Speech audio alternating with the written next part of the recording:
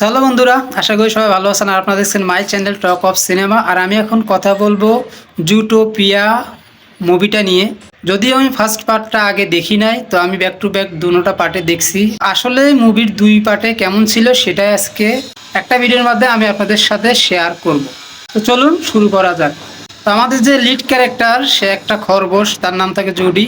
আর তার স্বপ্ন থাকে যে খরগোশের মধ্যে আজ পর্যন্ত কেউ পুলিশ অফিসার হয় নাই। তার লাইফ অ্যাম্বিশন হচ্ছে সে একজন ভালো পুলিশ অফিসার হয়ে দেখাবে। আর সে পুলিশ অফিসার হওয়ার পর সে যেটা আশা করে সেরকম কোনো একটা মিশন দেওয়া হয় না। তো এরকম চলতে থাকে। হঠাৎ করে একদিন তার কাছে এমন একটা কেস আসে, যে কেস আসার পরে তার লাইফ পুরা বদলে যায়। এখন সেটা কি কেস আসে তার কাছে বা কিভাবে তার লাইফ চেঞ্জ হয়ে যায়, সেই কেস সলভ করার সময় তাকে কি কি বাধার সম্মুখীন হতে হয় সেটা নিয়েই এক নাম্বার মুভির গল্প। এখন আসি দুই নাম্বার পার্টটা কেমন ছিল।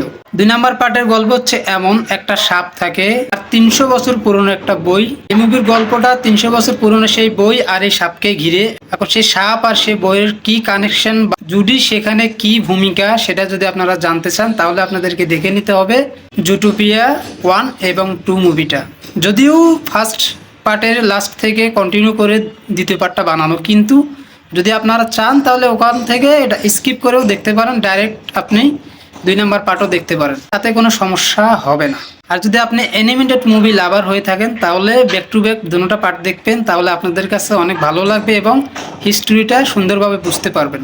সো আমাকে যদি পার্সোনালি বলেন যে আসলে মুভি দুটো কেমন ছিল, তো আমি এক কথাই বলে দেব, আমার কাছে একজন অ্যানিমেটেড মুভি লাভার হিসেবে অনেক ভালোই লাগছে। যদি আপনারা অ্যানিমেটেড মুভি লাভার হয়ে থাকেন তো আপনাদের কাছে অবশ্যই ভালো লাগবে মুভিটা।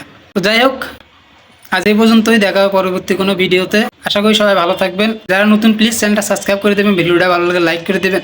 আর যারা যারা মুভি দুটো দেখছেন পার্সোনালি আপনাদের কাছে কেমন লাগছে সেটাও কমেন্টে জানিয়ে দেবেন। দেন বাই।